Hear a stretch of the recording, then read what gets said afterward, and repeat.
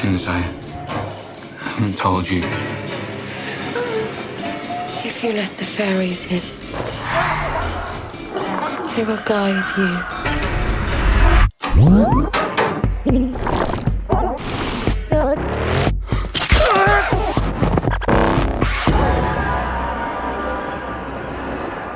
You directed a whole bunch of short films leading up to this. This is your big feature debut. And Yeah. what a debut it is to have Dev Patel in the lead of the film and to have it produced by Elijah Wood. How did you manage to get that in your feature debut here? Okay, well, so this was, yeah, I mean, I graduated film school in 2006. So it's been a 19-year journey or 18 years since the film was finished. And yeah, I did a lot of short films and tried to make a living as a filmmaker. Very rarely succeeded. Most of the time I was doing day jobs. I've done a ridiculous, my CV of day jobs is really ridiculous. You know, I was the guy in like a plush suit handing out flyers at the mall. I've done that job. I've done storytelling, I've done teaching, I've been a bartender, I've done all that stuff. And along the way, I was making films, trying to build up my craft and to get to the goal, which for me was making films, like 90-minute cinematic movies. Um, this was my third attempt. I'd written two features before that, and I'd got some of the way with development. I'd got some funding and some interest. And like a lot of filmmakers out there, you get part of the way along your development journey on a film, and then for a number of reasons, it doesn't happen. Like financing doesn't come together, the team falls apart, or your life suddenly pulls the rug out and you have to move, things like that. So for every director that manages to make his debut or her debut or their debut, everyone who gets to make a debut, there's like 1,000 of them who got part of the way along and then it didn't work, you know? And I've lived that twice. With the third attempt around 2018, I sat down and I decided to write what scares me. And I thought, I want to write my own favorite movie. I'm going to be totally unapologetic with my own taste and the themes that I'm interested in and the kind of film I love, which is, I mean, my favorite kind of for years, I wished there was someone that made kind of Tarkovsky movies with slime. I was like, they for me is that's the dream. Why is no one doing that? And I thought, you know, I'm going to be that guy. I'm going to write a Tarkovsky movie with slime. Like that wasn't. It was rich. It was more complex than that. But you know, you get the idea. I'm going to write my favorite movie, and so I did that. And instead of going to pitching competitions or sending the script out to loads of people, I tried to get an agent, couldn't get an agent. Like all these, there are many pathways filmmakers take. This time I decided to just single out who is the one production company that is working in the exact space that I want to be working in. Who is making bizarre genre cinema that's full of heart and has more of an art house sensibility. Who's doing that? And I watched, you know, dozens and dozens of movies, and I honed in on Spectre Vision, which is Elijah Wood's production company. They made a couple of amazing movies, like A Girl Walks Home Alone at Night. It's the Iranian vampire movie. Mandy with Nicolas Cage, which is this totally strange, psychedelic revenge, kind of heavy metal, kind of drone melancholy horror. Just amazing films that are totally singular, and they really championed the directors.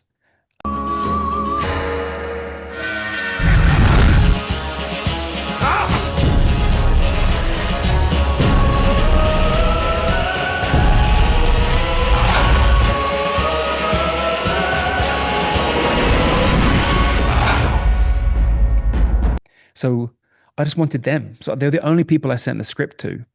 And it was through a friend of a friend who knew them, was able to get a way in. And it was a very long, strategic, about 18 months to get a contact to give them the script. And then once they read it, I got a text from Elijah. Like I got a screenshot of his text, you know, being like, holy shit, who is this guy? What is this project? This was made for us.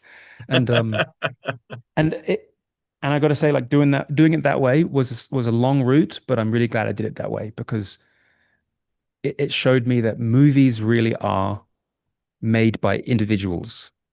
We had this like there's so many systems and competitions and companies and structures and pathways. And underneath all of it, there's just individual people making choices about what they like, what they don't like. And I found the people who I really admired, and then turns out the people whose work you genuinely love often love your work in return. That was a long answer, sorry, but for any No. filmmakers listening, I want them to know that was my big takeaway from this journey. Was it's a slower route maybe, but to really just target the individuals who you genuinely admire their work, and then just approach them with humility and excitement and honesty with what you have to offer. And it's just, I found that a much more rewarding experience than trying to please people who don't really want to do what I want to do. Trying to pitch. I never had to pitch the film to anyone. I just had to share it. The three people that you have for this film are very, very important because they are the three The people movie. in the film. Yeah, absolutely. It's only three people in the whole film, so each one had to be just right, and the chemistry had to be strong. And this was a really low budget movie.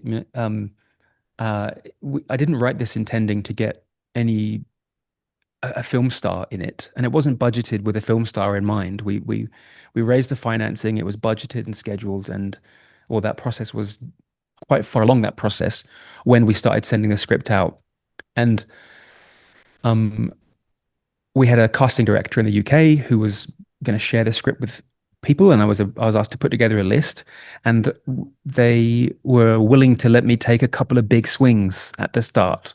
Like, okay, well, what if we try to get someone with a name, you know? Like if I could pick anyone in the whole world, who would I go for? And I mean, I spent years thinking about who was going to play Darcy. And I had a lot of options in mind for different ages, because that would affect the movie. If he's in his late 20s or if he's in his 40s, it changes the tone of the film. And then I watched The Green Knight quite a long way into the process of writing the script. And I just thought his performance in that, Dev's performance in The Green Knight, was so beautiful. It was so physical, and there was such a sadness in his eyes. There's this kind of boyish fear. There's like a little scared boy in his eyes that kind of comes through. He can't hide it. And that was what I needed with the character. Because Darcy as a character is not good at expressing what he's going through. The whole movie is about things not said, the things you're too afraid to say, the things you're too afraid to name. So I needed someone who you put them on camera and you put them in a close up, and you, as an audience, if you're a sensitive person, look at him and go, that man needs to talk. He just can't. And Dev can embody that so beautifully, and he's so sensitive to those things and those frequencies. He really knows how to dial in to someone and dial into a silence. And so, yeah, we sent it to him as a long shot, and I was like, we're never going to get Dev Patel. He's notoriously difficult to get for a movie anyway. He turns down everything. But yeah, we got an email after like a week saying he's read the script, he loves it, he wants to meet tomorrow. So, okay. And at the time I was living the other side of England. I had a full-time job. I hadn't told my boss that I was trying to make a movie, and I was meant to go on a work trip the next day. I think it was meant to be a whole work trip. And I was like, Joe, I'm so sorry, but by the way, I'm maybe making a movie, and Dev Patel wants to be in it, and I have to go to London tomorrow. And also I can't afford a hotel. And he was like, my boss, Joe, was so great. He was like, I didn't know that. Thank you for telling me. I'm so proud of you. I'll pay for a hotel for you because I know you're absolutely broke right now. So like, he helped me go to London, and I met with Dev, and it was a really quick conversation. We talked about the script and how much he loved it and the vision for it. And he was on board. He was feeling brave to do something really out there and non-commercial. That's the story. Bryn Chainey, this has been a real pleasure chatting with you. Thank you so much for joining us here on Ultrasonic Film. My pleasure. Thanks, James. There are things I haven't told you. If you let the fairies in, they will guide you.